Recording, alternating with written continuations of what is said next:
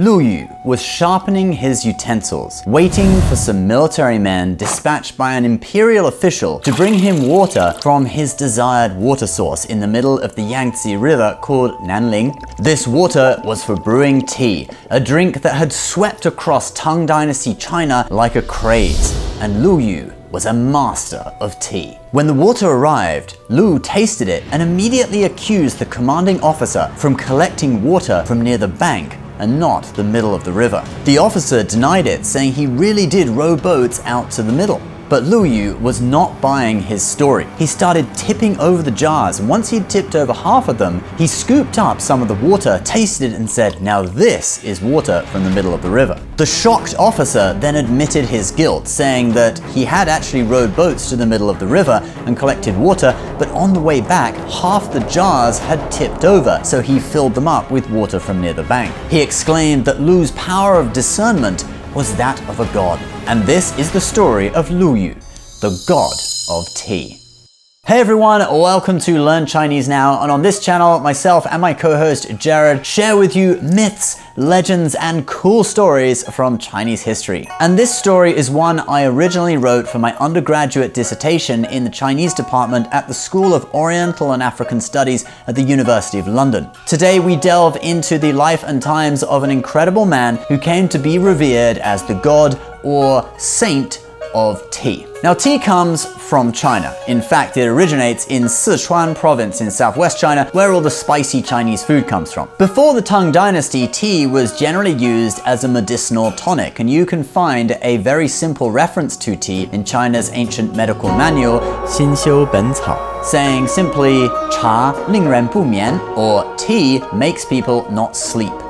Before the middle of the Tang Dynasty, tea was mainly only drunk in southern China, but it then gradually started to spread north through Buddhist monasteries. There's an account of one Buddhist master named Jiang Mo who was at Lingyan Temple at the foot of Mount Tai in what is modern-day Shandong province. He would not eat at night, but he would drink tea to keep himself awake during Buddhist meditation. From this, the custom of drinking tea spread to other Buddhist monasteries and then other places, even to the capital city. Markets opened stores selling tea, and the quantity being traded was enormous. And this is how the tea craze got started. It spread from Buddhist monasteries to the rest of society.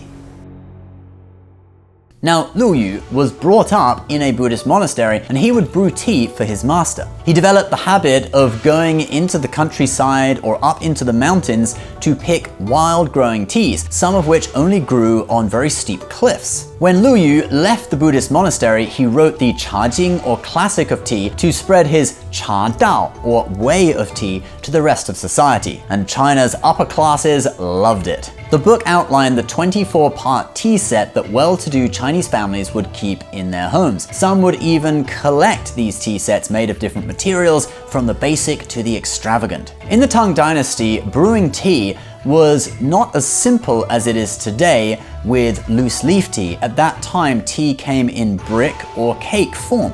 These cakes could be stored as a form of investment, like buying stocks or bonds today, but when you did crack one open, you would need the services of a professional tea master to brew it correctly. The two most famous tea masters in the Tang Dynasty were Lu Yu and another man named Chang Bo-xiong. They would come to your house and brew tea with your tea set, and maybe even bring you some rare tea from one of their missions into the mountains. There are even Tang Dynasty poems talking about Lu Yu picking tea, like this one, delivering Lu Yu to the mountains to pick tea. 1,000 peaks face the absconding traveler, fragrant tea growing abundantly. In picking it, he knows the deep places, the smoke and vapor, admire his lonesome travels. In this period of seclusion, the mountain temples are far away, eating wild rice and drinking clear water from rock springs, quietly lighting the lamp at night, yearning for the sound of the Buddhist chimes. So you're sitting there and you're getting this tea personally brewed for you by your mystical tea master who just returned from a mission into the mountains.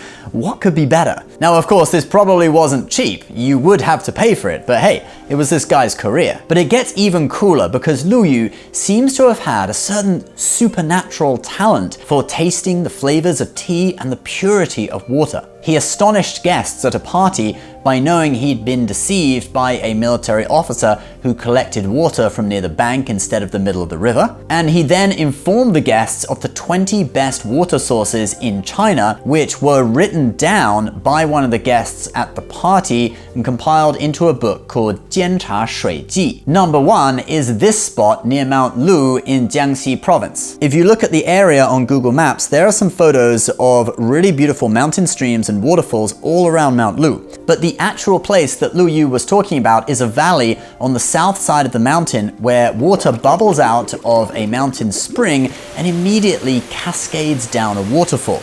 It is depicted in ancient paintings, and this is what the place actually looks like today. Lu Yu could taste that this was the best water he had found, and it does actually make sense from a scientific perspective as well. The water had just come out of a spring and it immediately cascades down a waterfall, aerating the water and purifying it even more. And it was because of these abilities to discern the purity of water and the tastes of different teas that Lu Yu became known as China's tea god, Cha Shen, or tea sage, Cha Sheng, even while he was still alive. Classical Chinese writings state Lu was good at tea and his name was known by all under heaven. He was single-handedly responsible for establishing tea culture in China. Now sadly, by the Song dynasty, loose leaf tea became the most popular form of tea in China, and it was a lot easier for the average person to brew tea, so the role of the professional tea master became less important. But Lu Yu still remains the most famous tea master who ever lived.